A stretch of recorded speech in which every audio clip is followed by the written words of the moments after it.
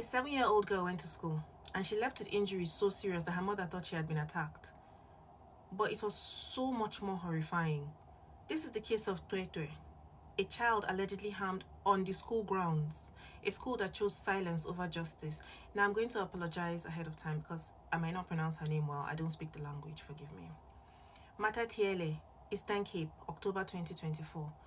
Bergview College is the kind of school that looks safe, privately owned, decent reputation, the kind of place where parents believe that their kids are in good hands. They pay good money for their kids to be there. CweCwe, a bubbly little girl in grade 1, was waiting after school for her usual ride home. But something happened in those final hours that changed everything. When she got home, she was quiet. She was withdrawn, not her usual self. And her mother, Tande Kile, she immediately knew something wasn't right. She noticed bruises, bleeding, pain. She rushed her child to the hospital, and what the doctors told her, it would break any parent. Her child had been severely harmed. She had been assaulted by penetration in a way that made it clear it wasn't an accident, it was deliberate. This was a criminal act.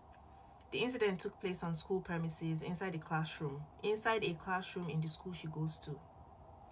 You'd think the school would immediately alert the police or the Department of Education, but instead, nothing. The principal allegedly stayed quiet, did not file a report, did not contact authorities. When law enforcement stepped in and started requesting DNA samples from staff, most complied, of course. A 7-year-old has been harmed, except one person, the principal. According to reports, he refused to give a sample. Now let's pause. Ask yourself why. Why would somebody refuse to give a sample?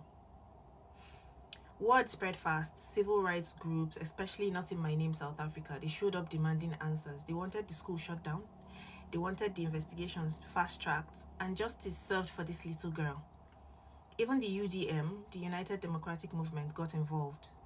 They were saying that the school had failed in its duty to protect children and should be deregistered.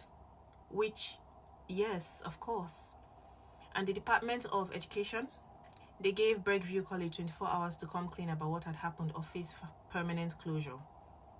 Meanwhile, the police confirmed that they had identified 3 suspects in connection to the case, including the principal, of course. DNA tests are underway. A 30-year-old suspect has already been arrested and investigations are still ongoing. This little girl's story is not just, it's so annoying to me because a school is supposed to be safe for children. A principal is supposed to protect, not stay silent.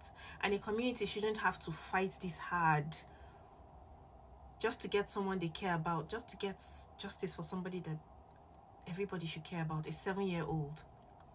This case is still unfolding, but the question remains, if a child cannot be safe in school, then where? Where can they be safe? Do you think schools should be held legally responsible when something like this happens on their watch? Should principals who hide information be charged too? Let's talk in the comments.